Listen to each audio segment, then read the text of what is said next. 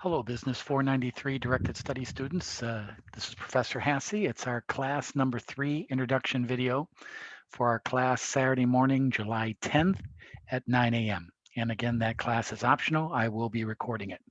We're going to talk about investments this week, which is going to tie into your portfolios and explain our portfolio spreadsheets a little bit more. I know one of us had some questions about that. We're going to review assignment number 2. The grades are posted and the solutions are posted in Blackboard.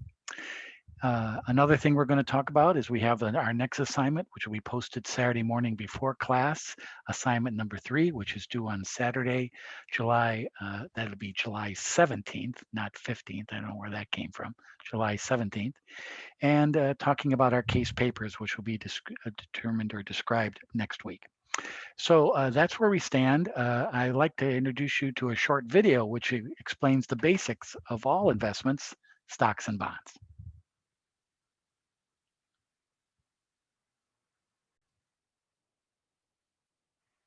The words stocks and bonds are commonly mentioned in the same breath, but they're very different investments. In this video, you'll learn how bonds differ from stocks. You'll also learn what terms and characteristics are unique to bonds. Let's start with a basic definition. A bond is a loan investment, which means an investor is actually loaning money to an entity, like a company, government, or municipality. A stock, on the other hand, is an own investment. An investor who purchases stock actually owns a piece of that company. To say it another way, when an investor buys a bond, he's loaning money to a company in exchange for regular interest payments. When he buys a stock, he's buying ownership in a company. Of course, whenever a loan is made, certain terms have to be established. The same is true with bonds. When a company raises money through a bond, it's called a new issue. In a new issue, millions of dollars of bonds are commonly available. Each bond usually has a face or par value of $1,000. The face value is the cost to buy a single bond. Interest received from the bond is called a coupon. For example, a new bond may pay a coupon of $50 a year. Because coupons are typically paid twice a year, an investor should expect $25 every 6 months. So a bond that has a coupon of $50 and a face value of $1,000 has a coupon rate of 5%. This is the interest on the loan.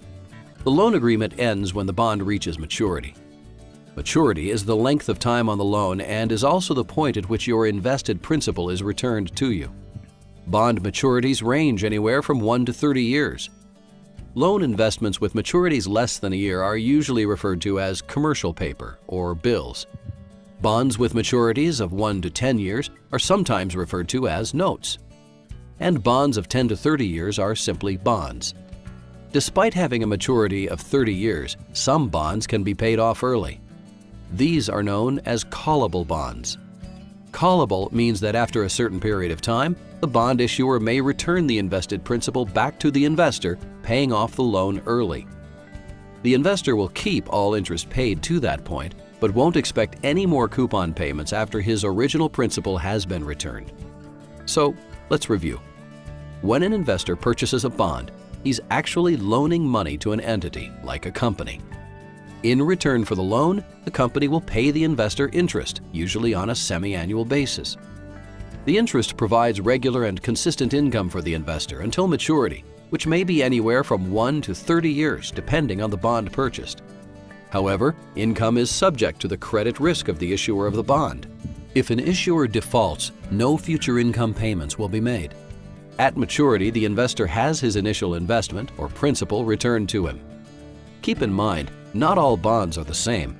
Some come as secured or unsecured, providing varying degrees of protection. Some issuers have varying credit ratings. Some carry different interest rate structures and offer various repayment schedules. Investors should keep these factors in mind before investing.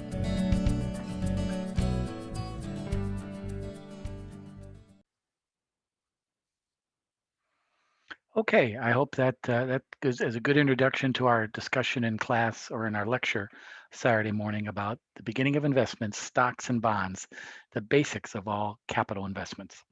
Here's our Blackboard site, and if you go to the assignment section, you'll see assignment number 2, And the solutions and a sample portfolio through that assignment number 2 are provided there for you if you'd like to see it. And assignment number 3 will be posted here tomorrow morning before our class at 9 a.m.